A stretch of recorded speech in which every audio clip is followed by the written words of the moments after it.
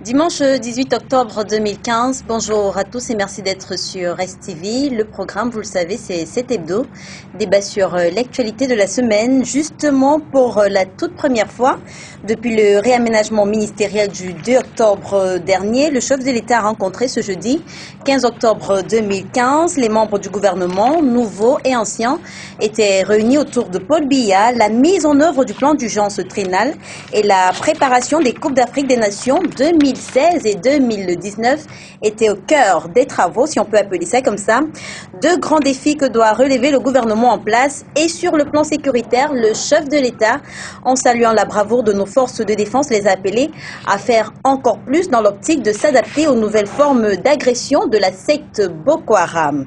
L'action doit se poursuivre, le gouvernement en place doit faire plus, doit faire mieux. On en parle dans un instant.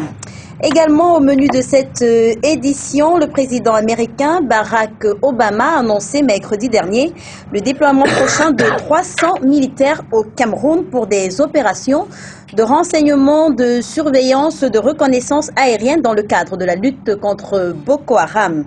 Déjà des interrogations s'élèvent pour comprendre cette mobilisation internationale autour du Cameroun, d'autant plus qu'on sait que le pays de Barack Obama n'est pas le seul à accompagner notre chère patrie dans ce combat. La Russie, la Chine, la France, pour ne citer que cela, s'était déjà manifesté. La question est certainement sur toutes les lèvres. Y a-t-il un intérêt autre que cette volonté de bien faire? On en parle dans une poignée de secondes, juste le temps de vous présenter le panel. Je commence par vous, maître Emmanuel Pensi. Vous êtes avocat, mais également militant au sein du Rassemblement démocratique du peuple camerounais. Bonjour. Bonjour aux téléspectateurs de STV. Alors, juste à côté de vous, nous avons Michel Moucho-Moussala, directeur de publication du journal Aurore Plus. Bonjour. Bonjour, bonjour à tous les téléspectateurs de STV et bon dimanche à tous. Et le dernier, mais pas des moindres, Elimbi Lobé, militant au sein du Social-Démocratique Front, par ailleurs conseiller municipal dans la commune d'arrondissement de Douala 2e. Bonjour, monsieur Elimbi. Merci. Douala 5e, je vous demande pardon. Merci de m'avoir invité avec Michaud, que je n'ai pas vu depuis. Il était où? Il est le seul à pouvoir vous répondre. Alors, ainsi fait, le panel est présenté, transition, et on passe tout de suite au débat. Nous n'aurons certainement pas de transition. Vous le disiez il y a un instant, le président de la République, 2 semaines après avoir procédé à un réaménagement de l'équipe ministérielle, Paul Biya a réuni ce jeudi au Palais de l'Unité l'équipe qui aura désormais la charge de conduire le Cameroun vers les grandes réalisations. Premier conseil de ministre, peut-on en souligner la pertinence avec vous, maître Emmanuel Pensi? Un conseil de ministre est toujours le bienvenu au Cameroun, encore que ce n'est pas un exercice auquel le président se livre très souvent. Je pense qu'il n'en raffole pas, parce que je ne suis pas du tout certain qu'il soit très content du propre gouvernement qu'il a lui-même formé. Si on en croit les déclarations qu'il fait, et je crois que toute la presse entière s'est mobilisée depuis un certain temps de réclamer ce conseil de ministres qui ne venait pas. Au Cameroun, les gens voudraient que ce soit comme en France, où il y a un conseil des ministres tous les mercredis, qui commence à 10h à l'Élysée, et on aurait voulu qu'il y ait ce même exercice ici. Non, mais c'est quand même important que les conseils de ministres soient un tout petit peu plus fréquents, parce qu'au Cameroun, vraiment, le dernier, il date, celui d'aujourd'hui, le prochain, on l'attend dans combien d'années? Je ne sais pas si c'est tellement important dans le contexte spécifiquement camerounais, où nous avons un gouvernement, et c'est mieux qu'il y ait un conseil de gouvernement. Nous savons qu'au niveau des fonctionnaires, c'est-à-dire les lenteurs administratives se sont accélérées depuis un certain nombre d'années. Et que vous ne pouvez pas convoquer les ministres chaque semaine, vous allez vous rendre compte qu'ils n'ont rien fait. Par conséquent, tout le monde sait que les conseils des ministres ne doivent pas se tenir chaque semaine, ni le conseil du gouvernement, et que vraiment tout cela pose des problèmes. Le vrai problème est ailleurs, à mon avis. Hein.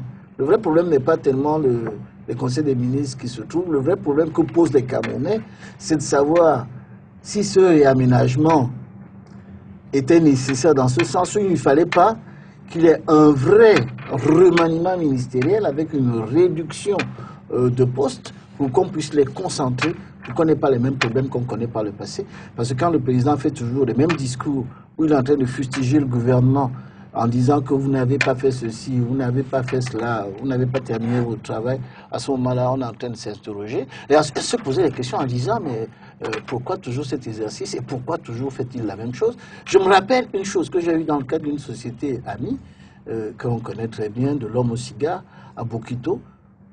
Le directeur de l'usine avait envoyé 16 demandes d'explication en fustigeant aux collaborateurs de ne pas faire son travail. Mais 16 demandes d'explication, à la fin, on ne vous écoute plus. Donc, je pense qu'il faudrait que le président puisse prendre lui-même le taureau par les cornes pour qu'on puisse voir comment ça puisse se passer. Même si on est dans une situation, dans un contexte difficile, où je peux comprendre qu'il n'a pas voulu tout bouleverser parce qu'il y avait cette affaire de Boko Haram, et qu'il fallait, en tout état de cause, commencer à terminer les travaux des cannes qui vont arriver. Monsieur Elim Bilobé, ces conseils de ministres aussi espacés les uns des autres. Pourtant, il faut bien faire le point des actions qui sont menées sur le terrain. Qu'est-ce que vous en dites?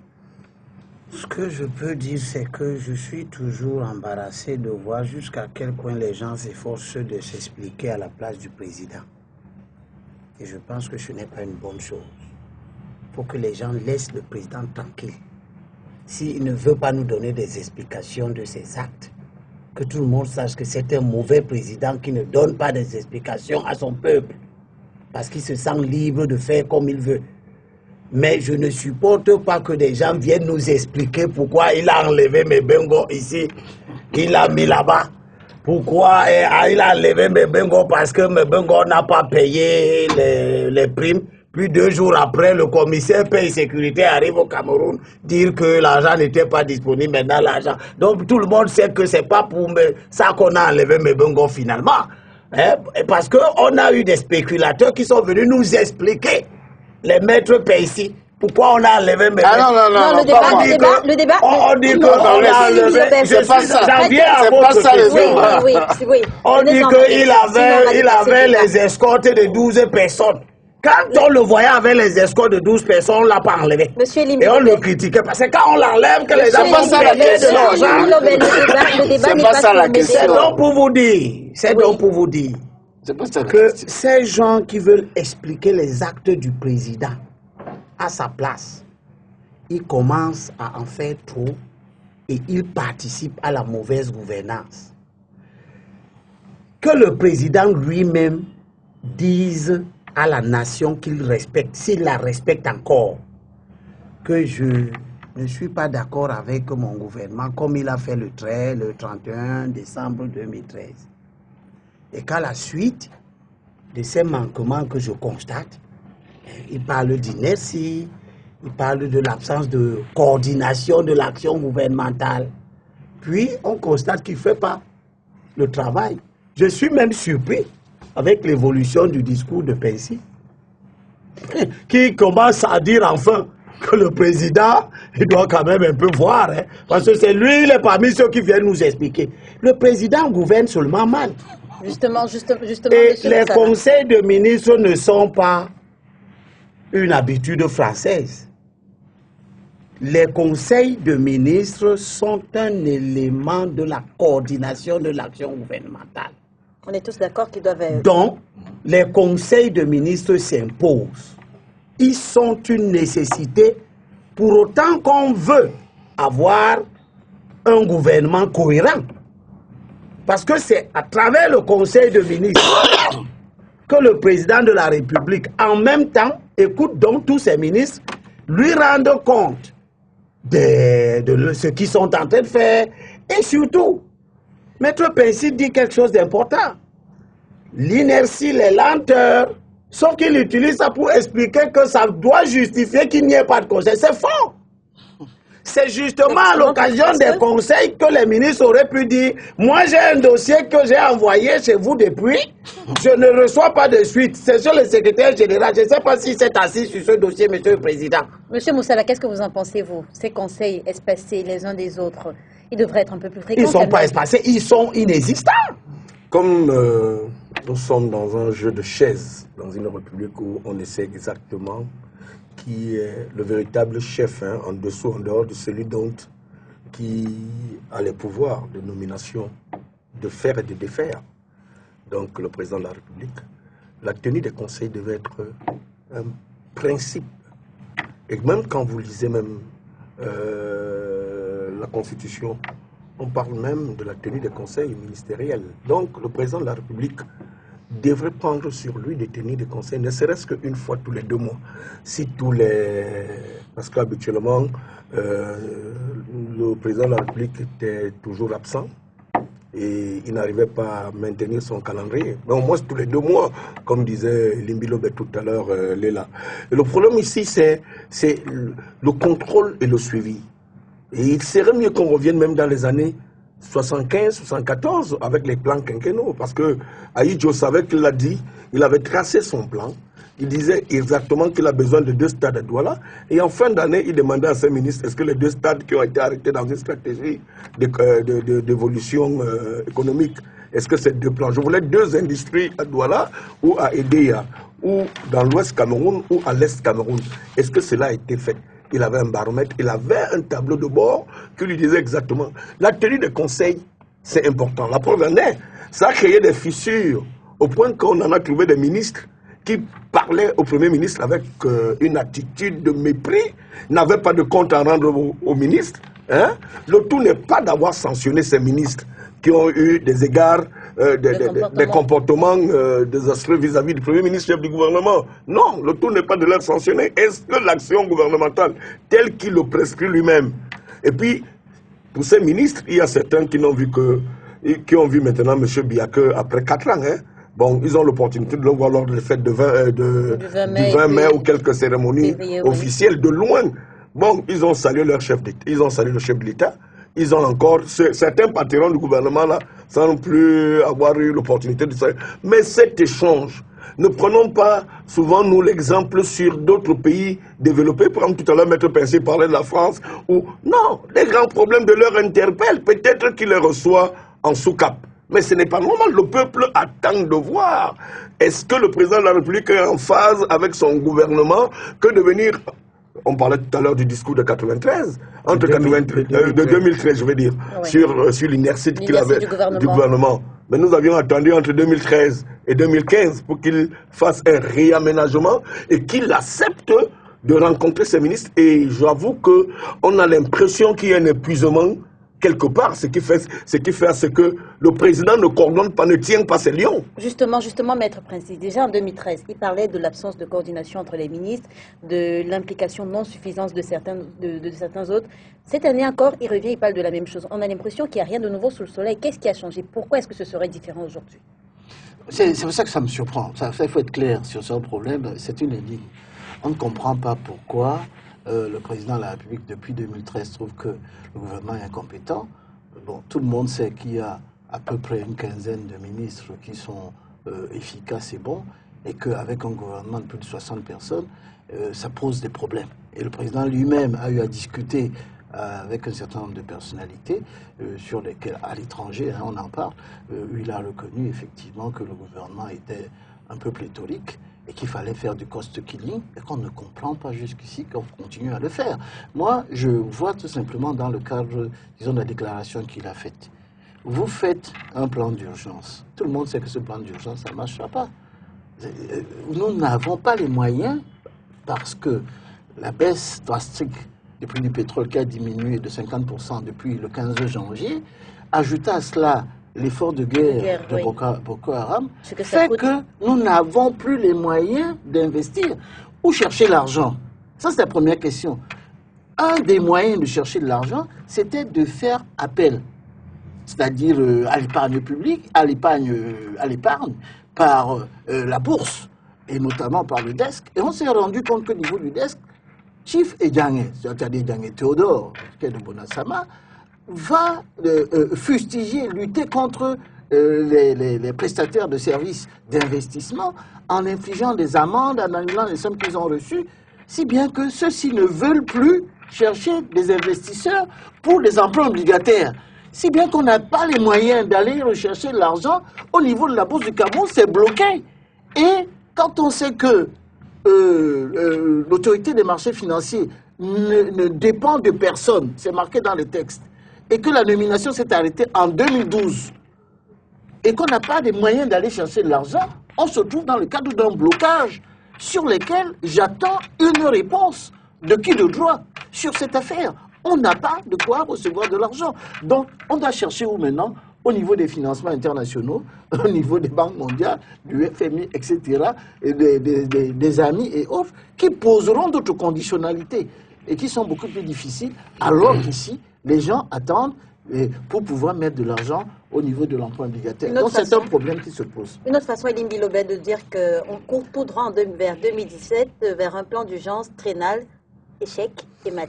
Moi, je pense que tout le monde voit que le SIF a fait son travail. Parce que à la sortie de 2013, avec le discours, le SIF avait dit que le président devrait démissionner. Ah? Devrait démissionner parce Tout à fait. qu'il a fait le constat de son échec. De l'échec des membres du gouvernement. Mais c'est son Ouais, échec. c'est son échec. Mais non, enfin. Le SIF en général, et moi-même en particulier, nous appartenons à une école qui refuse de dissocier le président de la République de la responsabilité des actes de gouvernement. En même temps, c'est lui. C'est une rhétorique abjecte, insensée. Le président est élu pour gouverner.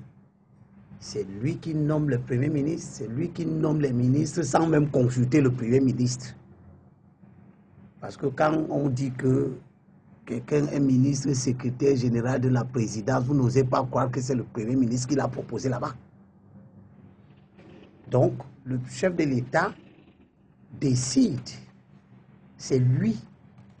Et après, vous avez des gens pour nous expliquer que les actes de gouvernement, lui peut se mettre à les juger et trouver qu'ils ne sont pas bons. Et ça n'a pas de répercussion sur sa propre responsabilité. Le SIF a dit que ce n'est pas vrai. Donc, si le chef de l'État, à la fin de l'année 2013, en s'adressant à la nation, a eu l'humilité historique de reconnaître que le gouvernement gouverne mal, ça veut dire qu'il a dit qu'il gouverne mal, lui, le chef de l'État, qu'il conduit mal les affaires de la nation. Donc nous avons demandé qu'il tire les conséquences. Il n'a pas tiré. Parce que son problème n'est plus la bonne gouvernance. Son problème, c'est qu'il reste au pouvoir. Qu'on gouverne bien ou qu'on ne gouverne pas bien, peu importe. Mais je constate que l'action du SIF a été positive. Parce que le SIF a dit à la nation, sur ce plan d'urgence, qu'il était insensé. Puisqu'on venait de voter un budget, en 2013, on venait de voter un budget qui indiquait un certain nombre d'actions qui étaient censées financer des actions en cours, etc., etc. D'où venait-il que subitement on change de cap pour aller vers un plan d'urgence que j'apprends maintenant de la part de Maître Percy qui nous explique les actes de gouvernement? Qu'il n'avait pas le moyen de financer ça. Pourtant, on a voté 900 milliards. 925 milliards. Donc, on votait quelque chose qui ne sera jamais réalisé. Les 900 milliards n'ont jamais été votés. Ça a été quoi? Ça n'a pas été voté. Ça a été donc sorti d'où? Vous avez fait ça où? Le budget, Michaud, c'est toi qui... Michaud, c'est toi qui suis au quotidien. Je pense très bien qu'il y a eu à l'Assemblée nationale 925 milliards voté affectés au plan d'urgence. J'ai dit bien voté. Pourquoi le ministre à l'Assemblée? On les a pas. Monsieur, Donc, je dis la vérité. On les a pas. On a alloué, le gouvernement a demandé pour le plan d'urgence 900 milliards 925 milliards. que les députés lui ont accordé. Monsieur Moussa. Et on nous explique, ceux qui se chargent de nous expliquer les motivations, parce que c'est pas, je dis, on ne nous explique pas les actes du gouvernement, non. On nous explique les motivations. C'est pourquoi il a fait ci, c'est pourquoi il a fait ça. Non, c'est pas du tout ça. Non, la réalité que je constate, c'est que, et je pense que tout le monde est en train de constater, et c'est ça qui est important pour moi, que le SDF a pris une position juste sur la question, en disant, ça ne marchera pas. Et ici qui est du RDPC, sauf qu'il n'est pas encore dans le comité central. Donc ces actes n'engagent que lui, ça n'engage pas son parti. Il dit, mais tout le monde sait que ça ne marchera pas. Mais non, c'est un constat. Mais je vous félicite pour l'honnêteté parce que vous êtes en train de dire tout haut ce que beaucoup d'entre vous disent tout bas en disant que ça ne marchera pas. Et on est à jour J-3 ans de la fin du mandat. On a déjà fait 2 ans que le plan d'urgence a été évoqué. 2015. Voilà. Le 31 décembre, M. Moussala, il faudra faire une première évaluation annuelle du plan d'urgence. Que dira Paul Biya à la Nation ce jour? Ben, je crois qu'il va trouver une formule comme il a toujours. Il parlera d'autre chose. Parce qu'en réalité, si nous évaluons en tant qu'observateur de la chose politique, vous verrez que nous n'avions pas évolué d'un iota. On a vendu du vent aux Camerounais en leur parlant, en faisant dormir les esprits, en disant aux gens que nous avions 900 milliards qui pourront faire des réalisations sur le plan d'urgence. Et quand nous constations quel est le domaine économique, effectivement, Menvélé, Lompangar, santé, eau, énergie, c'était déjà dans le budget. C'était déjà dans les budgets des années précédentes. Donc il n'y avait pas d'urgence là-bas. Non, la réalité c'est que nous sommes dans une alchimie politique qu'il faudrait que les esprits éveillés continuent à rester éveillés. Parce que face à nous, on gère ce pays au coup par coup. Ce n'est pas effectivement un plan, une programmation, comme il se fait où les gens se projettent sur 2035, comme on aurait dit. Mais qu'est-ce qui nécessite que, si on a dit que le pays devrait être émergent en 2035, qu'on en soit créé des méthodes de plan d'urgence, de faire ceci à gauche et à droite, comme s'il n'y a pas une programmation sur le plan macroéconomique, sur le plan industriel, sur le plan... On a des paramètres sur lesquels on peut s'atteindre. Et je vous avoue qu'il y a des astuces, des techniques du RDPC, malheureusement, j'entends Elimbilo par là, d'aisance. Il y a des techniques d'endormissement que le RDPC a mises en place, qui fait les esprits éveillés devraient continuer à rester éveillés, je le dis depuis sur les plateaux, parce que je sais que d'une manière ou d'une autre, il y a des paramètres. D'abord, dans ce gouvernement, ils ne s'entendront jamais. On en appelle à la cohésion gouvernementale. Vous avez des esprits qui viennent là pour servir les leurs. Ils viennent là parce qu'ils veulent servir leur entité politique et parce qu'ils voient le lendemain, ils ne sont plus systématiquement dans le régime Biya. Ils sont là parce qu'ils projettent qu'après Biya, qu'est-ce qu'on peut rester dire de nous? Monsieur, il faut se repositionner. Maître Pen, c'est-à-dire que comprendre que vous n'étiez pas d'accord. Dites-nous, sur l'un des 7 secteurs du plan d'urgence, qu'est-ce qui a avancé? Ne me parlez surtout pas des voiries de Douala et de Yaoundé. Oui, dont parle le Premier ministre. Mais le Premier ministre que ce soit a énergie, eau, santé, urbanisme, agriculture, élevage et bien d'autres, qu'est-ce qui a avancé? Si c'est l'eau, ça a avancé. Franchement, Kamwat aura fait un travail formidable d'investissement. Au niveau de l'énergie, nous avions des barrages dont vous avez parlé, mais ce n'est pas au niveau des plans d'urgence, c'était déjà des plans. Non, on a des décrets qui créent. On a un décret qui crée un transporteur d'énergie. Sauf que le déficit en énergie est toujours de 1000 mégawatts. C'est les décrets qui nous gouvernent. Le décret était nécessaire pour la bonne et simple raison que AES Odé n'avait pas fait son travail. Au niveau du contrat de concession, tout le monde connaît l'opacité de ce contrat. Il y a un comité de suivi des entreprises mis en... Et que le transport d'électricité pose un énorme problème. C'est quand même un investissement aux alentours de 4 000 à 5 000 milliards. L'un des derniers marchés qui vient d'être gagné, le premier qui commence à faire l'efficacité, c'est Bouygues, qui vient de gagner ce marché-là pour faire le transport d'électricité, en partie pour 150 millions d'euros. Donc le directeur est déjà là. Au Cameroun, c'est le directeur qui se trouve au Congo. Et je dois dire que c'est un problème lancinant parce qu'une chose est de produire de l'électricité, autre chose est de le transporter pour qu'il arrive jusqu'au niveau des consommateurs. Je vous rappelle quand même que le déficit en énergie au Cameroun est quand même de 1000 mégawatts. Oui, mais... C'est-à-dire que même quand Mbele, Meki et Mopanga vont entrer Non, le gros problème, c'est que nous allons avoir l'énergie éolienne. Nous avons le soleil. Nous avons pas mal d'énergie ici. Notre plus gros... Nous avons le gaz. C'est de l'imagination Non, pas du tout. C'est pas de la projection. C'est pas de la projection. Si c'est le soleil, vous trouvez ça tous les jours. Ça frappe les gens ici à Douala. Est-ce que vous pensez que le militant... Monsieur Moussala. Monsieur Moussala. Laissez M. Moussala. Je suis en train de vous dire qu'au niveau du gaz, même le gaz qu'on produit à Libye, on n'arrive pas à le transporter.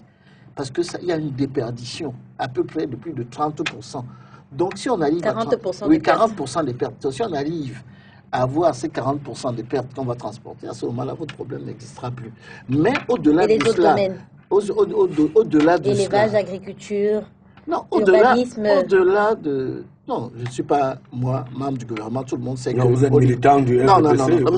Militant, moi je suis un militant critique. Je suis d'abord un intellectuel et un avocat qui constate qu'il y a des choses qui ne vont pas au niveau des logements sociaux. Ça, c'est vraiment une catastrophe. Et la loi sur la copropriété n'est pas suffisamment expliquée. Et le financement devait se faire par une banque de l'habitat qui doit se faire sur la base, ce qu'on appelle d'un plan d'épargne logement, à long terme pour proposer aux gens avec un crédit d'impôt que donnera l'État pour pouvoir financer des logements à moins de 15 millions pour les Camerounais. Ça n'existe pas. Ce qui est en train de se faire actuellement n'est pas bon. Moi, je ne vais pas parler. Vous voulez que je sois Premier ministre de cette République et vous me posez en 10 minutes les questions auxquelles n'arrive même pas à répondre mon ami Yang Filemon. Moi, je suis en train de vous dire que sur ce point-ci, etc., quand on revenait au niveau de la question, concernant Douala, j'ai été suffoqué d'apprendre qu'à Douala, ça marche. Si vous regardez la sortie à l'ouest ou à l'est, c'est vraiment la Bérésina. Vous passez de Bekoko pour arriver au Nabéry, pour arriver à Douala, vous pouvez passer 4 heures, 5 heures de temps. Pour sortir de Douala, pour arriver jusqu'à Yassa, vous mettez 2h30. Si vous passez par Dokoti, il y a des moments, vous mettez 3 heures. Donc j'ai fait une route une fois, mais j'ai fait Douala-Yaoundé en moins de 2h30. À 2h30, avec ma voiture, arrivé à Ndokoti, j'ai mis 2h30 pour arriver à Bonanjo. Donc c'est pour vous dire que ce sont des réalités locales qui existent et que nous dire que ça a fonctionné, c'est quelque chose qui est faux. Donc il faut dire la vérité au président de la République. Tout ça là, c'est du pipeau. Et qu'à partir de ce moment-là, il faut qu'il tire des conséquences de ce qu'il a lui-même dit depuis 2013. Il y a des bons ministres. Moi, je vois au niveau de la justice, au niveau de la santé, il y a un certain nombre de ministres qui sont extraordinaires. Il y a même de bons ministres qu'on a enlevés, notamment Mokoko Boudjo. Et je me suis interrogé pourquoi.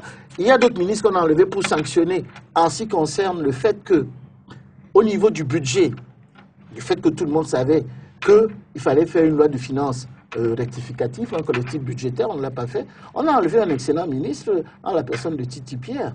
On l'a remplacé par un jeune homme, semble-t-il efficace. Mais je voudrais dire ici, pour dire qu'au niveau du Cameroun, les fonctions ministérielles appartiennent au président de la République.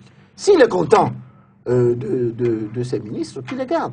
Mais on se rend compte qu'en tout état de cause qu'il puise toujours au niveau des mêmes. Je me réjouis du fait qu'il ait pris quelqu'un comme Bibeye, Galé Bibeye, qu'il a pris à Douala.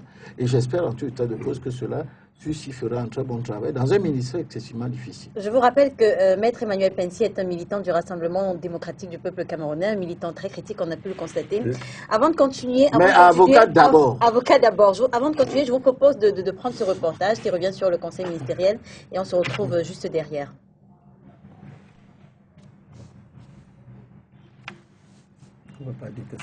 Exactement 13 jours après le réaménagement du gouvernement effectué le 2 octobre dernier, Paul Biya a tenu à remobiliser son équipe et réaffirmer les objectifs donnés, tout en reprécisant les rôles des uns et des autres. Passé ce préalable, le président de la République a de nouveau fixé le cap. Sécurité, économie et sport. C'était en gros l'objet du conseil ministériel tenu ce 15 octobre 2015 au palais de l'Unité à Yaoundé. À l'occasion, Paul Biya a redit 2 principes fondamentaux aux membres du gouvernement. D'abord, la responsabilité qui leur incombe face aux devoirs républicains et ensuite, la nécessité d'une cohésion efficace. 2 principes pour lesquels nos gouvernants n'ont pas forcément brillé par l'exemple au cours des derniers mois. Et ce n'est pas Philemon Yang qui le démentira. Nous sommes tous à l'école. Et on apprend constamment. Il n'y a pas de pays où les responsables sont parfaits. Un premier ministre qui vient apprendre. Donc, je peux vous dire que nous continuons à travailler. La coordination est toujours difficile parce qu'il faut faire travailler les êtres humains. Nous sommes là-dessus et nous allons réussir. Passer ce rappel à la responsabilité et à la cohésion gouvernementale, Paul Biya a identifié les goulots d'étranglement qui ont plombé les précédents ministres, sachant que l'ambition est l'émergence en 2035. À ce sujet, sur le plan sécuritaire, la préoccupation première est l'éradication de Boko Haram. Si l'on peut se satisfaire du travail de nos forces de défense et de sécurité jusqu'ici réalisé, l'arrivée sur zone des soldats américains montre qu'il y a encore des efforts à faire. L'équipe Yang Filmon est ainsi invitée, pour ce qui est de l'économie, à faire plus et faire mieux dans la stratégie pour la croissance et l'emploi et dans la mise en œuvre du plan d'urgence. Comment pouvait-il en être autrement quand on sait que le chef de l'État lui-même le reconnaît, que nos marges de financement sont de plus en plus étroites à cause de la chute des cours du pétrole et de la guerre contre Boko Haram, d'où la nécessité de développer d'autres poches de rentrée financière, à l'instar de la production d'énergie, l'exploitation des ressources minières, la construction des infrastructures de transport, la modernisation de l'agriculture, le démarrage de l'industrialisation de deuxième génération.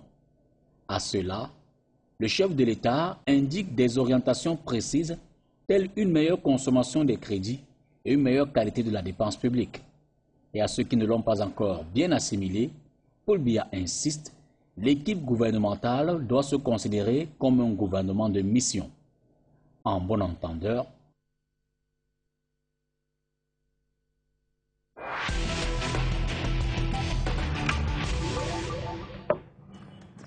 Alors, on a pu noter beaucoup d'humilité dans les propos du Premier ministre. Nous sommes tous à l'école. Mais, M. Limbilobé, 6 années plus tard, est-ce que c'est ce que les Camerounais attendent de leur gouvernement, que ce soit des apprenants? Non, non, c'est une humilité qui ne nous apporte absolument rien. D'ailleurs, ça n'en est pas une, c'est une rhétorique pour se disculper un peu. Dire qu'on est Premier ministre, on vient apprendre. Nous, on veut un Premier ministre qui nous conduit. Qui nous conduit vers une destination bien précise. Donc c'est une mauvaise façon de parler. S'il était bien conseillé... Puisque son Monsieur Moussala, on viendra à vous dans un instant. S'il était bien conseillé en communication, il ne se serait pas exprimé comme ça. La deuxième chose que ces images nous montrent, c'est un grand monde autour du président au point qu'il ne peut même pas les saluer tous. Il saute même certains sans les saluer. Beaucoup trop de ministres. Oui. Vous voyez, c'est des attitudes de gestion des ressources humaines qui infantilisent les gens, qui ne les mettent pas à la hauteur des responsabilités qu'on prétend leur confier et de la crédibilité et du respect qu'on devrait leur donner. Moi, je ne suis pas pour un président de la République qui se comporte comme un dieu. Je suis pour un président de la République qui sait qu'il est un homme comme ses ministres, que la nation lui a confié une responsabilité à un moment donné et qu'on peut la lui retirer. Donc quand je vois un président de la République qui ne salue même pas tous ses ministres, il saute certains. Ceux qu'il a sauté là, c'est les qui? C'est comme on dit, hein, passez-moi l'expression, c'est les nyama-nyama. Parce que je ne comprends pas. Il est en train de saluer les ministres que lui-même a nommés. Il saute certains. Et il va plutôt saluer d'autres. Donc ceux qu'il a sauté là, c'est les mauvais. Ils étaient peut-être beaucoup trop nombreux. Il n'avait donc pas à ça. Il est entré, il n'a salué que le Premier ministre. Il est entré, il n'a salué que le Premier ministre. Il a demandé de s'asseoir. En sortant, il aurait pu saluer le Premier ministre, c'est parti. S'il salue, qu'il salue donc tout le monde. Pour créer de la cohésion. Vous voyez, nous avons dit qu'il est par son propre comportement responsable d'un certain nombre de dérives. Et notamment cette absence de cohésion dont il parle. Comment voulez-vous que, s'il a salué un ministre, ce ministre va se sentir forcément supérieur à celui qui n'a pas salué? Ouf. Oui, c'est humain ça. C'est humain. Ça veut dire s'il a salué certains ministres, ça veut dire que celui-là, moi je le connais. Donc il y a des ministres qui ne connaissent pas. Au point de ne même pas les saluer. C'est des mauvais comportements, n'ayons pas peur de dire ça. Et j'ajoute que on ne sanctionne pas un ministre en nommant, on ne sanctionne pas quelqu'un en le nommant ministre. Ce n'est pas vrai. Cette presse qui spécule sur ce genre de choses... On ne parle plus du KBB. Non, je ne suis pas... Est-ce qu'il n'y a que lui? Je parle de lui parce que ça m'a choqué de voir jusqu'à quel point on a organisé une espèce de tir croisé autour d'un pauvre type. Sauf que ce n'est pas le débat à l'ordre du jour aujourd'hui. Si, le Conseil des ministres, la cohésion de l'action gouvernementale, les plans d'urgence, etc., gestion de Boko Haram et tout, ça fait partie. Les résultats que nous sommes en train de déplorer découlent de la façon dont nous gérons nos affaires publiques. Et quand nous parlons de bonne gouvernance, nous parlons d'un certain nombre de comportements qui impliquent ou qui interpellent aussi les hommes de médias par rapport à ce qu'ils font. Parce que nous sommes dans une dérive où je constate que c'est la presse maintenant qui dit quels sont les bons ministres. Monsieur Moussala, quels sont les ministres qu'on a sanctionnés? Moussala, vous qui êtes de la presse, comment est-ce que vous traduisez les propos du Premier ministre? Aveu d'échec ou bien humilité? Je ne vais pas m'attarder à répondre à l'approche de Limbi Lobé. C'est une insulte envers tous les journalistes. Non, pas envers les journalistes. Non, monsieur vous savez, je vais vous faire une confidence. Michaud, je prends 5 minutes pour te dire que... Non, une seconde d'ailleurs. Juste pour dire que... Je ne vais quand même pas vous laisser. Je ne vais quand même pas vous laisser. Je considère que la presse a beaucoup fait pour notre pays en termes d'élévation des... Et on va s'arrêter avec ça. Et pourtant, la presse ne fait que son travail. Il faut que les bébés galeux... Monsieur Elimbi, la presse soit dénoncée. Monsieur la presse n'est pas concernée aujourd'hui. On parle des propos du Premier ministre, chef du gouvernement, Philémon Yan. Aveu d'échec ou humilité? Écoutez, il n'a pu que s'inspirer de ce que son patron même avait dit à Mitterrand, qu'il était le meilleur élève de Mitterrand, monsieur Biya. Donc ça ne me surprendrait pas que celui qui vient aussi à son école soit le meilleur élève, ou le meilleur, soit un apprenant. Donc, vous savez, les mots ne se distinguent pas, ils ne vont pas loin de lui. Vous verrez que même quand ces ministres s'expriment, ils puisent leurs propos sur ce que peut dire, donner comme enseignement le maître. Le Cameroun, c'est le Cameroun. Je ne commente pas les commentaires. On n'est pas président parce qu'on ne reste pas 32 ans parce qu'on veut, parce qu'on peut. Donc, tout ça, ça devient redondant. Mais le problème exactement qu'il faut dire, et puis pour donner en 34 ans de métier, M. Limbi Lobé sait bien le travail, les batailles que nous autres avions menées pour que cette liberté, pour que cette presse... Non, l'élévation d'esprit d'une manière générale. Donc, en réalité... les enseignements sur les thèmes, les thématiques qui peuvent dépasser quelques personnes, qui peuvent, j'appelle ça des petits dérapages, même pas des dérapages, des fissures qui peuvent se créer, peuvent naturellement être compréhensibles. Si M. Limbi Lobé, qui a cheminé avec nous pour certains combats de liberté, donc il peut comprendre que ça n'a pas été facile. Donc, ceci étant, j'ai toujours un chapeau à tirer. Aujourd'hui, au moins, le président de la République, au moins ça je le sais, tient compte de ce que dit la presse.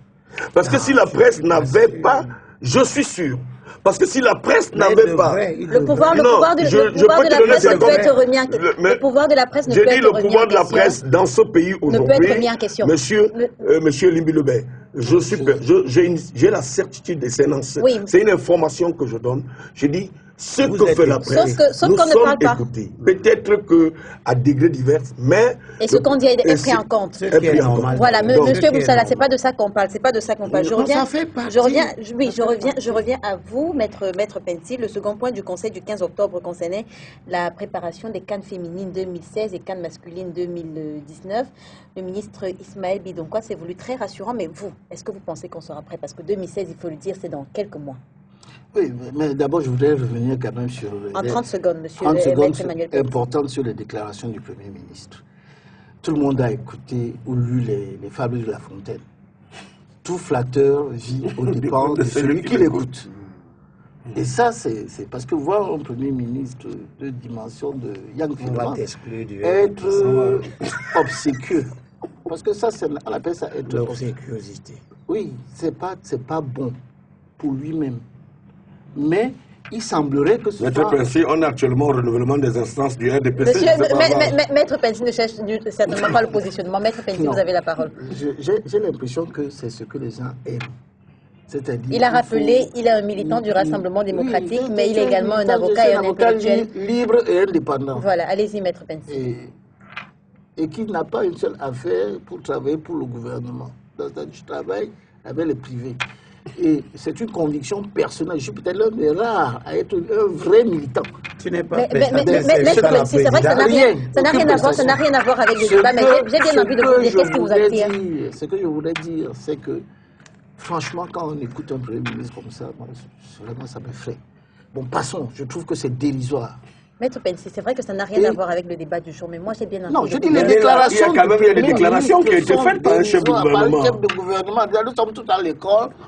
Mais c'est que vous allez réussir. Alors que le président est en train de dire que vous avez échoué et que ça fait depuis un certain temps on fait un constat et sa note est connue. Laconique. On parle des infrastructures sportives. Maintenant sur les infrastructures sportives. Et ça c'est un domaine. On a vu que la CAN va arriver bientôt, en 2016. Pour l'instant, bon, moi je cherche un stade. Aller au stade de la réunification. Le stade de la réunification. Oui, mais attends, mais il pleut à l'intérieur. Mais le stade de Limbe est presque achevé déjà. On ira voir les matchs à Limbe, j'espère. Bon, sauf que l'accès encore, c'est une autre question. C'est très compliqué. Si vous allez à Yaoundé, c'est encore la Bérésina. Moi j'étais, enfin à la Ligue, je suis en congé, président de la commission juridique. Et vous allez au stade, mais il pleut sur vous, à la tribune officielle. C'est-à-dire les gens ne changent même pas les tôles. C'est-à-dire c'est une catastrophe. Et quand vous voyez, quand il pleut, bon, on fait un esprit. Il y a la boue partout, on ne peut pas jouer. Donc, ça, et on veut faire une chaîne de télé sportive pour voir les matchs qui se jouent dans les terrains bois. On va vendre ça à qui? Il est impossible d'avoir du professionnalisme si on n'a pas de terrain. À l'intérieur du Cameroun, c'est un gros problème. C'est pour ça que le président s'en est inquiété, parce qu'on se rend compte, au fond, que il va y avoir la CAN bientôt, mais ce n'est pas encore là. Et il attire encore l'attention de ces personnes. Pour embrayer ce que dit le président Pensy Léla. Vraiment, je pense qu'on endort les Camerounais. Moi, je donne un avis aux journalistes. Vous pensez également qu'on sera pas prêt? Je pense qu'on nous endort. Les Camerounais, le football, ses effets d'endormissement, je les ai dit, ne nous rapportent rien. Pour dire des choses, les Camerounais veulent manger, veulent être en santé, veulent envoyer leurs enfants dans les écoles, ils veulent avoir des salaires décents. Laissez-nous vos histoires de dire que vous organisez des actions politiques.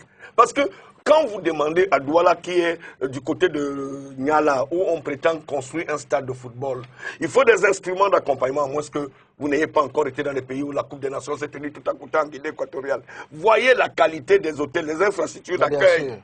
On va les construire quand? Parce que quand avec on va mettre...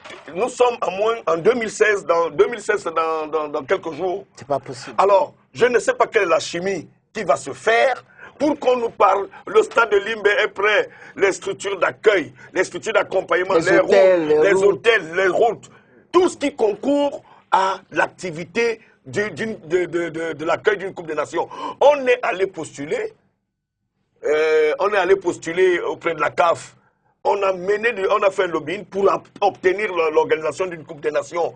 Cela ne date pas d'un an pour que le président de la République se réveille et demande à ses ministres, je veux les stades. Oui, avec les accords passés avec les Chinois. Le ministre Ismaël Bidokwa il a donné dit que tous les chantiers seront lancés. Tous les chantiers afférents seront lancés d'ici novembre 2015. Oui, mais ça veut dire qu'ils ne sont pas lancés. Mais ça veut dire que le plan d'urgence a changé de nature. Expliquez-nous, monsieur le président. Ça veut dire que l'urgence, c'est maintenant les stades. C'est entre autres.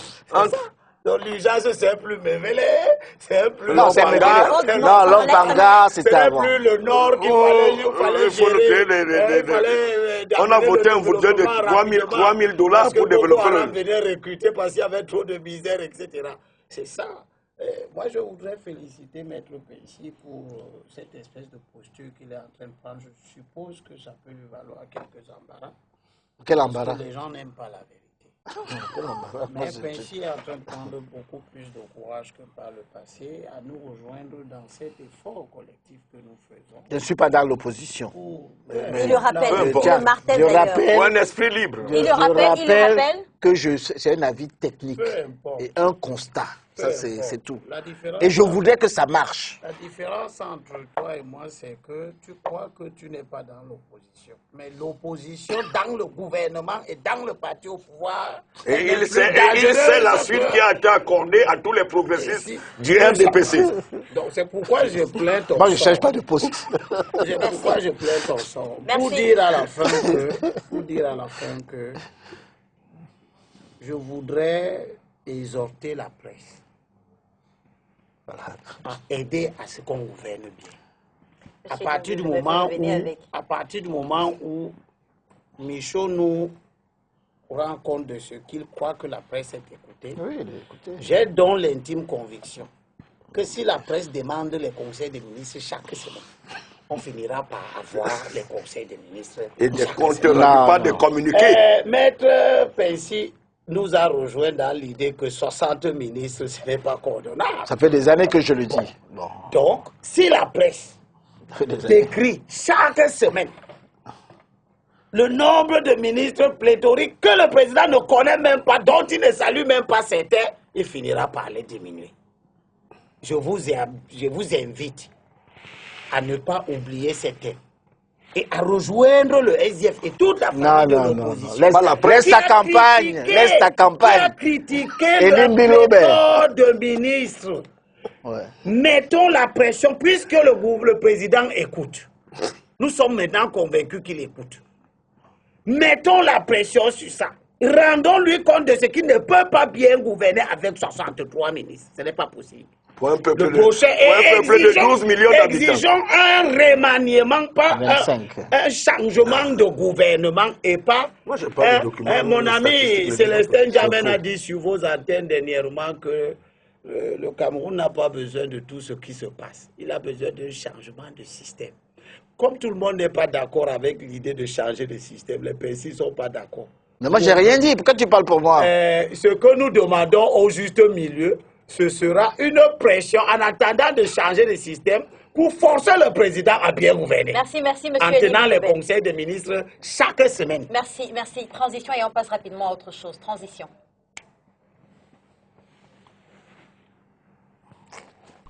Avec sa canne-là.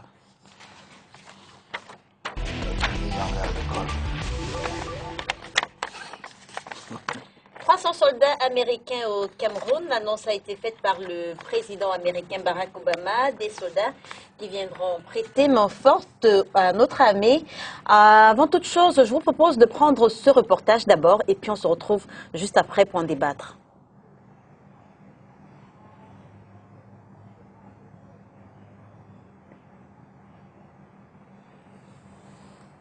Envoie 300 militaires au Cameroun à l'invitation du gouvernement de Yaoundé. L'annonce vient d'être faite par la Maison-Blanche et le Congrès en a été informé. Mais déjà, l'armée américaine a envoyé 90 hommes sur place depuis lundi dernier. Leur mission consistera à surveiller les frontières et sans doute une partie de l'État du Borno de l'autre côté du Nigeria. Les soldats envoyés par Barack Obama disposeront de drones de surveillance et seront non armés. Depuis le début de l'année, des instructeurs américains formaient déjà les hommes du bataillon d'intervention rapide, le BIR, à l'utilisation des drones et au déminage. Le Cameroun fait partie de la coalition contre Boko Haram qui mène depuis plusieurs années des attentats sanglants bien au-delà du nord-est du Nigeria, leur fief historique, pour frapper les États limitrophes du bassin du lac Tchad, notamment le Tchad, le Cameroun et le Niger. Avec l'arrivée des soldats américains dans notre pays, le Cameroun compte désormais parmi l'un des rares pays en situation de guerre qui bénéficie de l'assistance simultanée des armées américaines, françaises, russes, chinoises et allemandes.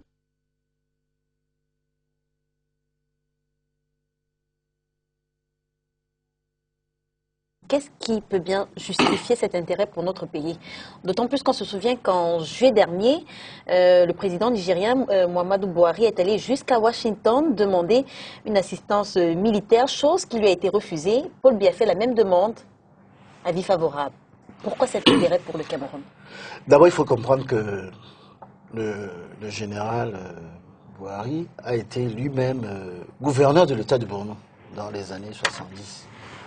À l'époque, avant de devenir ministre du pétrole, et que pendant un certain temps, il a eu un comportement un peu équivoque dans le cadre de cette affaire, parce qu'il était un peu pour la charia.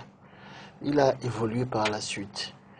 Et dans le cadre de la guerre contre Boko Haram, les États-Unis sont un pays qui anticipe. Nous avons vu que avant d'arriver à septembre 11 et Al-Qaïda, on a vu que ça a commencé par le Kenya, par l'Afrique, etc. On ne prenait pas tout cela très au sérieux. Or, maintenant, il faut anticiper pour pouvoir déjà combattre cette secte à partir de l'Afrique. Et les gens ne voient pas ça comme ça en Europe. Quand, par exemple, on était en train de dire aux Européens, faites attention, ce que vous êtes en train de faire en Libye posera un certain nombre de problèmes. Vous ne pouvez pas exterminer des personnes qui sont là pour retenir un certain nombre de... Ils ont laissé Kadhafi et après il est parti, on l'a tué. Et après, ça, maintenant l'Europe est envahie. Il n'y a plus de surveillance. Donc maintenant le gouvernement américain anticipe dans une zone très intéressante pour les États-Unis, qui est une zone qui regorge de pétrole. Nous savons très bien que dans cette zone-là, et à l'intérieur du Cameroun, nous avons également le golfe de Guinée, c'est beaucoup de pétrole. Vous n'avez qu'à voir l'ambassade que les Américains ont ici chez nous. Les ambassades, plus de 200, 300 milliards d'investissements avec les...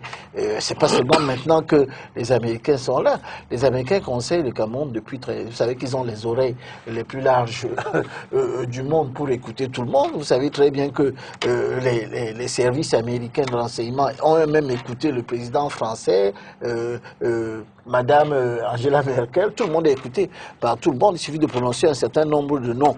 Par exemple, dans votre téléphone portable, si vous prononcez le nom Al-Qaïda, immédiatement vous êtes fiché aux États-Unis parce qu'on vous a écouté et on va vous ficher pour savoir ce qui est en train de se passer. Oui, il fallait le faire.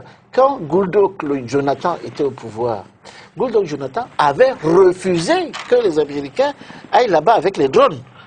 C'était un refus du gouvernement. Il avait sa politique qui était celle d'affaiblir l'État de Borno en pensant qu'il n'y aurait pas suffisamment de personnes pour aller aux élections. Et c'est pour ça d'ailleurs que Obasanjo est allé contre lui, a déchiré la carte du parti publiquement et qu'il a été battu au niveau des élections. Donc ça veut également dire quoi? Que les Américains acceptent, ça veut dire que c'est une victoire de la diplomatie camerounaise qui est écoutée à très haut niveau. Vous ne voyez que le Cameroun est peut-être le seul endroit où vous avez une coalition, et je viens de le noter, il y a les Russes, il y a les Allemands, il y a les Britanniques, il y a les Français, il y a les Américains, il y a les Chinois, qui sont tous pour lutter contre une secte qui risque d'envahir le monde. Si je suis votre logique, la question des droits de l'homme a pesé lourd pour qu'on refuse l'assistance militaire à Mohamedou Bouhari. Et vous pensez que de l'autre côté, la question des droits de l'homme se pose au Cameroun? La question des droits de l'homme... les organismes internationaux, Amnesty International ou encore le REDAC, ont également condamné le Cameroun sur les questions des droits de l'homme. Laissez-moi terminer. Allez-y, Maître Mensi. Le REDAC a pris... D'ailleurs, il vient de fustiger certains journalistes qui ont écrit n'importe quoi sur les droits de l'homme. Si vous regardez au niveau du Cameroun, vraiment les problèmes de droits de l'homme, peut-être vous pouvez 2, 3, 4 individus dont on peut dire que c'est peut-être le droit de l'homme. Mais le problème des droits de l'homme est mineur par rapport à l'importance pour qu'il y ait une coalition quasiment des puissances mondiales pour lutter contre la secte. Et je pense que si le Cameroun n'était pas un pays qui était respectueux des droits de l'homme, et que si le gouvernement camerounais n'avait pas présenté un bon dossier pour sécuriser toute une zone qui intéresse le monde entier, à ce moment-là, on n'aurait pas eu cette... Qu'est-ce que vous en pensez, vous, Elim Bilobé? Qu'est-ce qui peut justifier cet intérêt pour le Cameroun? Je pense d'abord que le propos de Maître Pensi est un tissu de contradiction où se mêlent quelques arguments sérieux et la propagande pour un gouvernement qu'il fustige du reste. Et tout ça, c'est pas très sérieux. La question des droits de l'homme est une question essentielle, mais ce n'est pas pour ça que... Ce n'est pas parce que les droits de l'homme sont respectés au Cameroun.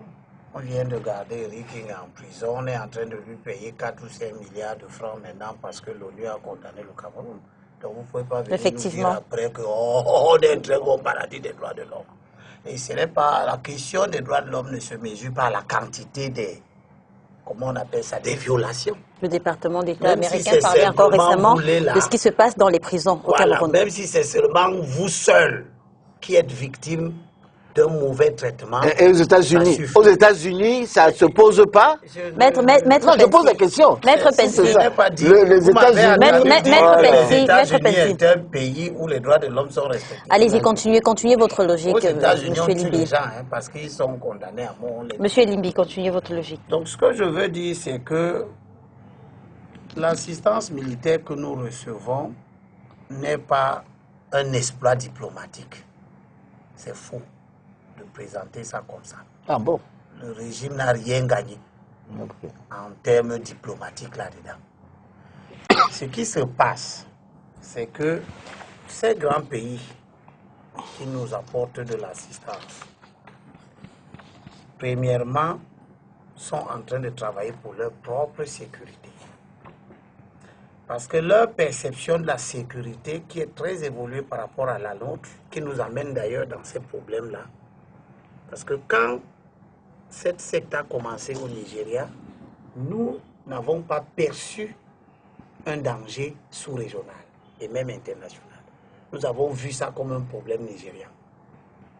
Et d'ailleurs, il y a une certaine école politique qui explique le comportement que le Nigeria a eu vis-à-vis du Cameroun à un certain moment dans cette affaire, par le fait que le Nigeria tenait le Cameroun pour responsable d'avoir laissé passer sur son territoire des membres de la secte. De la secte, les fameux droits de poursuite, poursuite, oui. Et c'est pour ça que quand le Nigeria vient nous demander à un moment donné le droit de poursuite. Et c'est un échec diplomatique de lui refuser ça, puisque nous sommes maintenant en train de travailler avec eux. Or, il fallait travailler avec eux depuis. Donc, les grands pays ont perçu les dérives islamistes comme des problèmes de déstabilisation de la culture occidentale. C'est un gros problème. Et partout où ces foyers de dérives islamistes naissent, ils sont intéressés par ça.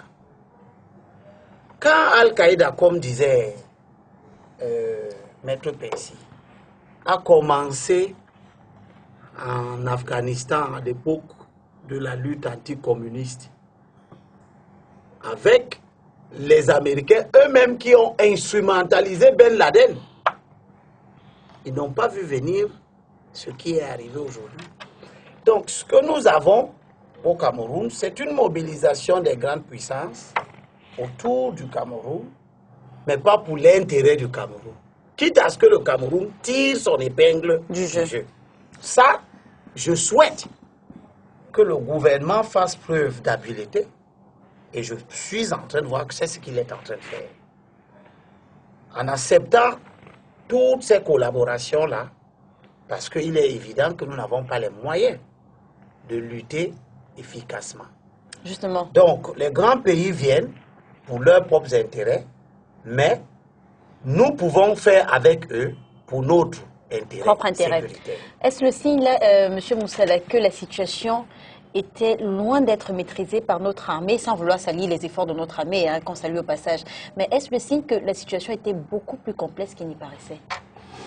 Écoute, permettez-moi de donner un avis, puisque j'avais déjà eu à donner ça sur un autre plateau, et sur l'arrivée des 300 soldats américains, soldats marines américaines qui viendront s'ajouter à tout ce qui concourt comme éléments sur le plan international. Je veux tout simplement dire, pour dire à Limbi Lobek, écoutez, si on parle de civilisation, à remettre leur civilisation en cause, la Syrie, qui est aujourd'hui en proie à une guerre, c'est ces pays, l'Amérique, la France... Oui, mais sauf que sur la question syrienne, ils ne vont pas tous, ils ne convergent pas tous dans le même sens.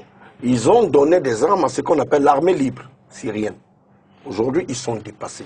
Revenons dans le contexte camerounais. Parce que la Russie est plus derrière Bachar. Tout simplement, elle est plus cohérente derrière Bachar. Oui. Elle est plus ainsi cohérente. que la Chine. Justement, et vous conviendrez avec moi que les États n'ont que des intérêts, mais non pas d'amis.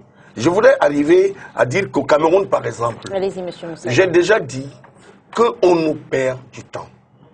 Au cours de cette guerre, peut-être que d'entre de jeu, nos gars n'avaient pas encore une espèce de maturité de guerre, comme on en dit, parce que le Cameroun ne s'engageait pas sur d'autres fronts. Mais je peux vous dire, de par des renseignements et des enquêtes que nous avions menées, que notre armée est suffisamment aguerrie pour affronter le Boko Haram. D'ailleurs même, parce que le Boko Haram, avec l'entrée du Tchad, des militaires du Niger, ceux du Bénin, ces gars sont énormément fragilisés. Parce que la nouvelle donne, c'est des attentats tels qu'ils le font. Ils ne sont plus, ils sont amoindris par nos forces de défense. Ce que je peux dire dans cette histoire, c'est que j'aurais souhaité que M. Biya s'adresse au moins à la nation. Justement. Et qu'il s'adresse au Parlement, même si on en vient justement, Maître Emmanuel Penty. Qu'il s'adresse à une assemblée. Parce que même pour accepter 50 maristes pour une coalition avec les pays européens, les Américains, Barack Obama, même si il s'est adressé au Congrès. On constate justement, Maître Emmanuel Penty, que la vie du Parlement camerounais n'a pas été prise en compte, aussi bien l'Assemblée nationale. La représentation. Le peuple camerounais, il a appris d'abord par les médias internationaux. Et puis, je pense que c'était jeudi que le communiqué du secrétaire général à la présidence est arrivé, puis hier avec la communication du ministre Issa Tirouma Bakary. Cette façon de faire là, ne pas tenir compte et du Parlement et du peuple camerounais, ça dérange tout de même. Non, je pense que le peuple camerounais est informé, très largement informé. Sauf qu'il est informé par les médias internationaux. Non, mais de quelle information parlions-nous même?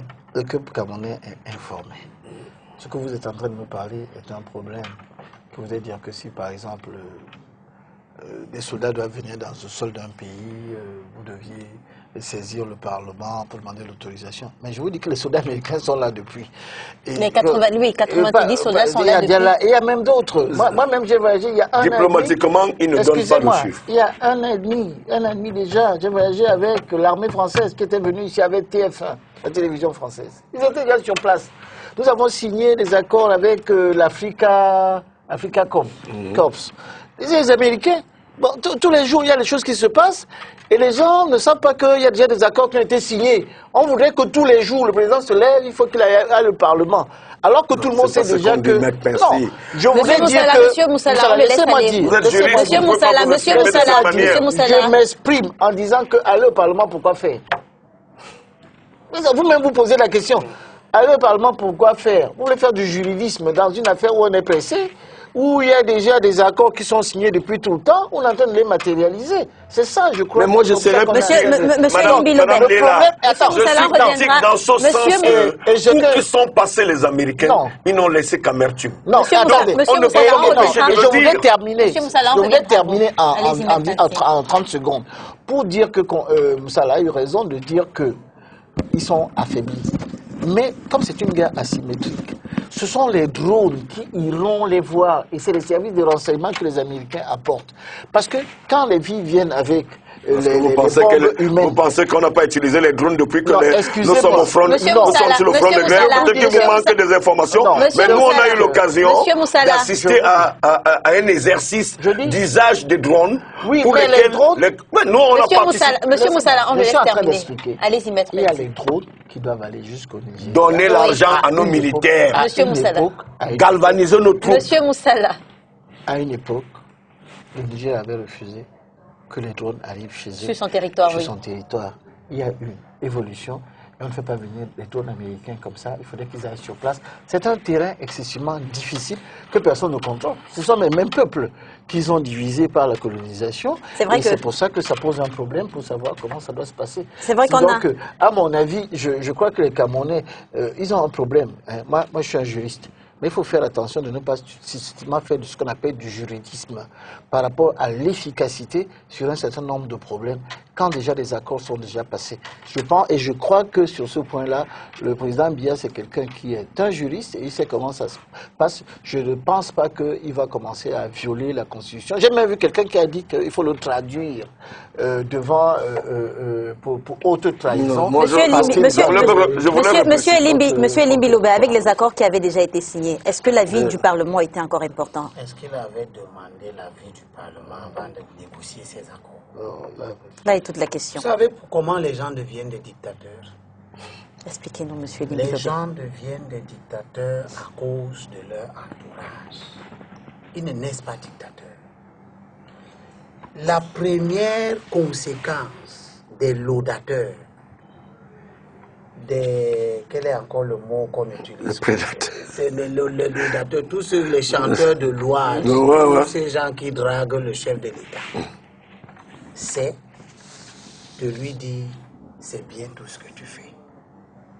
C'est pourquoi j'avais dit quelque part que c'était pas Hitler qui était mauvais. Mais c'est son environnement. Qui ne lui ont jamais dit que ce qu'il posait comme acte. Ce que tu es en train de faire là, ça va nous amener loin.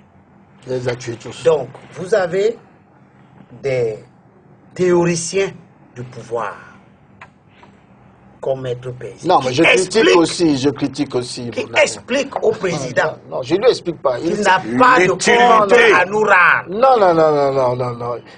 Le président connaît mieux la politique. Parce qu'il ne faudrait pas qu'un président se déplace, s'adresse à la représentation. Monsieur Moussala, vous aurez la parole dans un instant. Allez-y, monsieur élu du peuple camerounais. Moi, je suis élu. Pézi n'a jamais été aux élections.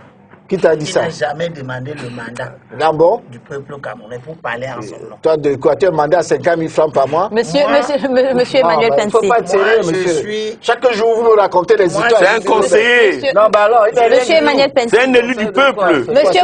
Monsieur Moussala. Je fais partie des 10 728 représentants du peuple camerounais. Et vous estimez que vous avez votre mot à dire? Le président de la République. Il faut demander à Nietzsche, hein? 100 sénateurs et 10 626 conseillers. Je n'accepterai jamais que quelqu'un dise qu'on ne doit pas nous informer. Mais vous êtes informé. On ne doit pas nous dire. Vous êtes informé. On doit même nous demander l'autorisation. Ah bon, voilà. Parce que dans le cadre du contrat social, si nous avons abdiqué d'une partie de nos pouvoirs pour les confier au président de la République, ce n'est pas pour qu'il nous mène en bateau. Au demeurant, je ne suis pas opposé à ce qu'il accepte l'arrivée de l'aide militaire. Oui. Parce qu'il s'agit d'intérêts internationaux, parmi lesquels les nôtres. Nous n'avons pas les moyens que ces grands pays ont. Donc, si ces grands pays sont disposés à mettre leur expertise en œuvre pour nous aider et réaliser aussi leur propre sécurité, je suis d'accord que tout ça est ensemble. Mais la décence politique voudrait que autant le président des États-Unis informe le Congrès que je vais envoyer 300 Américains aider l'État du Cameroun, autant le chef de l'État du Cameroun aurait pu avoir la délicatesse de dire à la représentation nationale que nous allons recevoir une aide militaire de 300 Américains et peut-être plus, ça dépendra, etc. Tout est dans la forme des choses. Le fait que le président ait tous les pouvoirs que la Constitution lui donne, ne lui donne pas l'autorisation d'utiliser ces pouvoirs-là n'importe comment. Parce que même les Saintes Écritures nous apprennent que tout ce qui est permis n'est pas édifiant. Donc le président doit se ressaisir dans sa façon de gouverner. Il doit comprendre qu'il a dorénavant une opinion publique, une presse, il doit renvoyer les Américains, une presse, des élus locaux qui sont beaucoup plus conscients des enjeux aujourd'hui que ce n'était le cas hier. Mais comme lui-même, il est un homme du passé, moi j'ai un seul souhait, c'est qu'enlevons le président. Monsieur, on ne parle pas d'enlever Paul Biya ou pas. Monsieur Moussala, vous n'avez pas eu l'occasion de vous exprimer sur cette question-là. Bon, j'ai commencé par m'exprimer sur la vie. C'est moi qui ai évoqué qu'il fallait bien que le président ne cesse que... Vous n'avez pas eu le temps d'aller au bout. Disons que mon argument, c'était effectivement, je vais chuter d'ailleurs en disant que d'une manière ou d'une autre, pour créer une symbiose nationale dans une affaire comme cette guerre asymétrique, cette guerre avec le Boko Haram, je pense que le président de la République prendrait tout le temps à témoin la représentation nationale, même ne serait-ce que sur le plan de l'image. Parce que d'une manière ou d'une autre, le Nord, nous passons des temps pour lesquels nous constations avec tous les autres que c'est quand même l'État du Cameroun qui est agressé.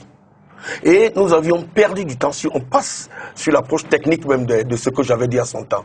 Il y a eu des chevauchements, une guerre, je veux dire qu'une guerre d'intérêt Si nos militaires avaient été lâchés à temps, comme disait Limbi Lobé, on n'en serait pas là. La preuve en est, pour le peu du temps où ils ont investi le terrain, il y a quand même qu'il y a eu une volonté, une manifestation de réagir et de reconquérir les espaces.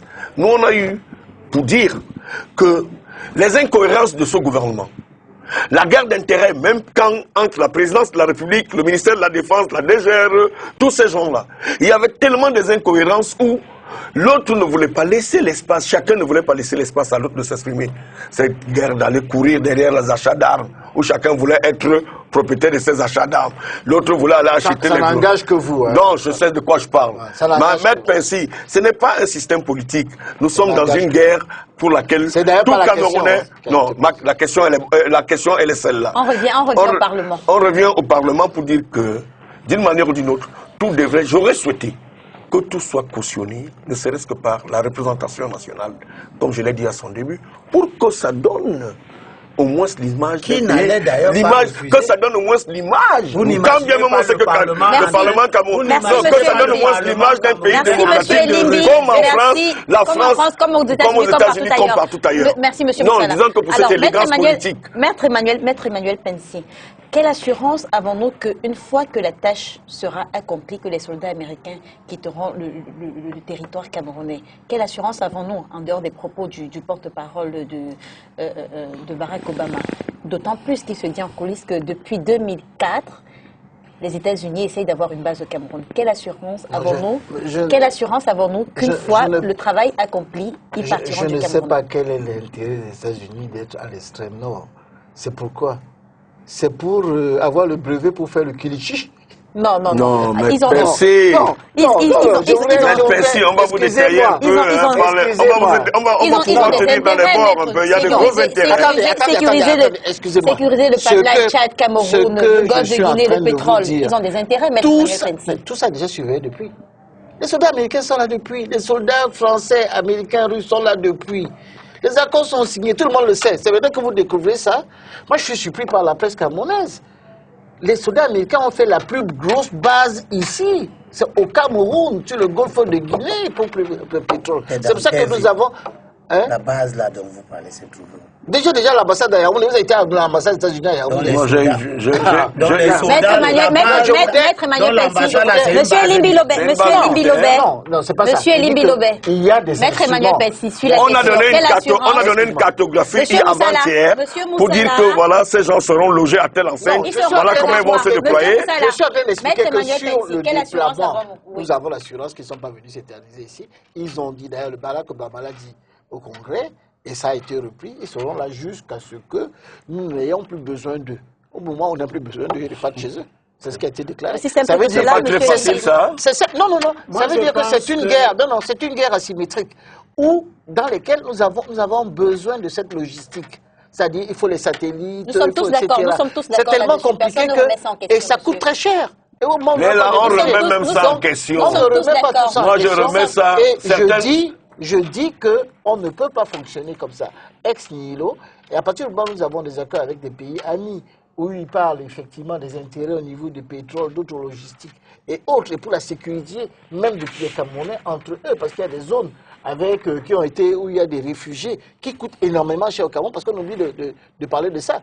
Le Cameroun supporte des réfugiés à hauteur de près de 1 million. Aux alentours, ça dépasse déjà les 700 millions de dollars. C'est quelque chose d'absolument effroyable. Vous avez tout le monde qui est déjà parti. Nous sommes un pays qui n'avons rien demandé et nous sommes donc maintenant comme une sorte d'infanterie au devant, au front, accompagnés par un certain nombre de pays amis qui savent très bien que ça peut dégénérer et aller encore plus loin. Et c'est pour ça que je pense qu'il faut plutôt féliciter le président camerounais de l'avoir fait, d'avoir fait en sorte qu'on puisse sécuriser la zone. Mais les Camerounais ne sont jamais contents. Ils sont toujours en train de... Le président de la République, au moment où le président prend sur lui... C'est ce problème. Voilà ce problème d'individualité. Vous n'aimez pas que que le chef d'État voilà vos problèmes protège d'individualité qui font que dans ce pays, les choses n'avancent pas. La collectivité ne représente rien. Au moment où dans les accords qui profitent aux Camerounais soient signés et respectés, qu'on trouve les Camerounais en train de dire que non, ça c'est pas bon, il fallait faire ça, il fallait faire ça. C'est pas ce qui est dit, Maître Emmanuel Pensy. Maître Emmanuel Pensy, c'est pas ce qui est dit. Sur la question, quelle assurance avons-nous qu'une fois la mission accomplie, les soldats américains partiront, Monsieur Limbilobé? Il s'agit de questions éminemment techniques et aussi politiques. En général, dans tous les États du monde, pour ce genre de questions, on s'en remet à un bon exercice de collaboration entre les deux pouvoirs essentiels. Le pouvoir exécutif, qui est le pouvoir qui exécute ces accords ou qui les compense, et le pouvoir législatif, qui lui regarde les intérêts du pays dans cette affaire. Donc je pense que ça ne peut pas faire l'objet de trop grandes discussions parce que on considère que le président a demandé une aide éventuellement. Il a fait la faute de ne pas entretenir la nation sur ces questions parce que, comme M. Msala le dit tout à l'heure, il s'agit de forme. Il s'agit d'emballer quelque chose de bien dans une bonne forme. C'est tout. Je ne pense pas que si le président avait consenti à parler à la représentation nationale de tous ses choix techniques, etc., il y aurait eu là-bas des députés pour lui dire non, ne fais pas venir la coopération américaine. Il n'y aurait pas eu de députés pour le faire. Tout le monde est d'accord que c'est à lui qu'incombe la mission. On a pour exemple Limbi. Le territoire. Donc, vous avez vu combien de temps l'armée française a passé en attendant l'accord du Parlement pour qu'ils aillent intervenir en Afghanistan, c'est 2 ans après. Oui, M. Moussala. Tout ça, c'est pour dire que ces choses qui se font dans d'autres pays ne relèvent pas de la gesticulation. Ça relève de la bonne pratique politique que nous appelons de tous nos voeux ici. Maintenant, Maître Pensy et certains Iréacs ils nous demandent d'aller dire. Estime qu'on peut aimer les Camerounais plus qu'eux-mêmes. Que le président n'a rien à nous dire. Il défend nos intérêts, on se plaît. Mais si on se plaît, ça veut dire qu'on perçoit son action comme n'étant pas de l'ordre de notre intérêt. Merci, monsieur. Et à lui donc de corriger sa trajectoire. Tout ce que Maître Pensy vient de dire, et qui peut satisfaire à un certain nombre de personnes qui perçoivent la gouvernance de cette manière, autoritaire et unilatérale, relève d'une seule chose, qui a un mot en français, la mauvaise gouvernance. Merci, monsieur Elimbilobé. Un dernier mot sur la question, monsieur. Non, je pense que nous allons évoluer dans ce pays avec cette approche du contradictoire. Parce que nous avions au moins une élévation aussi, d'avoir une culture d'avoir appris chez les autres et de voir un peu ce qui se passe chez les autres.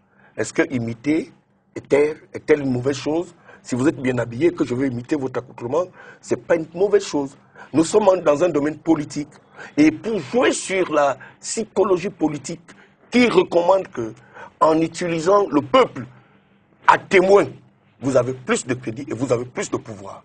Donc, on n'a pas demandé que pour aller acheter un char, on demande au peuple. Pour aller acheter un FAL, on demande au peuple. Non, ce n'est pas ce que nous disions, Libélego et moi. Nous demandons tout simplement que des choses qui engagent la nation à divers niveaux et des choses qui engagent une nation en guerre, où vous êtes allé déclarer de votre propre chef que je vais en guerre, devrait, ne serait-ce que sur le plan de la représentation, donner cette embellie politique pour que le peuple croit au moins être avec son maître. Voilà ce de quoi je parle. Merci. Je voulais quand même terminer un dernier mot sur la question, pour dire que le rôle du président, d'un président de la République, et d'ailleurs c'est dans la Constitution, il défend les intérêts de la nation. Il défend les intérêts de la nation en guerre. C'est d'avoir un certain nombre d'accords pour préserver l'unité nationale et préserver l'intégrité nationale. Maître Pensy, pour terminer, n'ayez pas peur. Nous sommes en train de conclure. Oui, moi je conclue. Nous sommes en train, vous avez l'occasion, Maître Pensy. Je dis que le président de la République a bien fait de signer ces accords. Et tout le monde est unanime, à part quelques personnes qui posent des problèmes de forme, dont on aimerait voir si elles sont violées ou pas, et qui n'ont aucune conséquence sur le reste de l'affaire. L'efficacité prime au niveau du président de la République pour le faire pour le bonheur des Camerounais. Et sur ce point-là, il a totalement raison. Vous avez la parole, M. Limbilobé. Je voudrais dire tout simplement que je suis très regardant sur la forme des choses. Parce que c'est à partir d'elle qu'on perçoit le bien fondé du fond. Ceux qui veulent faire l'apologie du fond, et quelle que soit la forme, sont des imposteurs. Et c'est comme ça que naissent les régimes totalitaires, qui pensent qu'on veut traiter une question dans le fond. Peu importe, on veut gouverner. Ce n'est pas parce que je ne m'assois pas toutes les semaines avec mes ministres que ça ne va pas faire ce que les ministres ne vont pas. Qu'ils aillent travailler. Je les ai nommés. J'ai donné des instructions. J'ai donné les instructions. On les reçoit à l'aéroport quand on voyage. On les salue la journée, tout le monde fait comme ça. C'est là qu'on rencontre les ministres, à l'aéroport. C'est quand ils rentrent qu'on amène, on allie les ministres. Nous étions en train de conclure, M. Limbilobé. Donc, ces comportements-là, c'est ça qui a fondé le discours du 31 décembre 2013. Et je suis surpris qu'il y a encore des esprits qui se disent éclairés dans ce pays pour trouver des explications à cette absence de forme qui, comme Michaud est en train de dire, c'est tout simplement à lier Monsieur Limbilobé, j'avais dit un dernier mot. Il fait de la politique. Monsieur Limbilobé. Le temps de parole. L'émission est terminée. Oui, l'émission est terminée justement. Pour le SDF. L'émission est terminée. Mon dernier mot, je le dirai une fois de plus à l'endroit de la presse que j'aime beaucoup, qui a beaucoup fait pour ce pays. Décidément. Oui, parce que j'ai vu des dérives graves et j'ai dit que je vais un peu en parler pour dire aux uns et aux autres que ne nous donnez pas les motivations du chef de l'État à sa place. Merci, M. Limbilobé. Laissez que le chef de l'État se sente obligé lui-même de venir nous dire « j'ai enlevé ce ministre pour ceci, j'ai déplacé celui-ci ici pour cela ». Rapidement. Bon, moi je vais effectivement... Rapidement, parce que vous avez... Il faut donner à nos militaires qui sont déjà assez importants pour nous et ceux qui font des très grandes choses dans cette zone, les occasions, les moyens, qui disposent des moyens. On met pour eux, il faut qu'on le leur donne. Merci M. Moussala, merci monsieur d'avoir accepté notre invitation, merci Limbilobé, merci Maître Pensy. Mesdames et messieurs, c'est la fin de cette émission, merci de nous avoir suivis.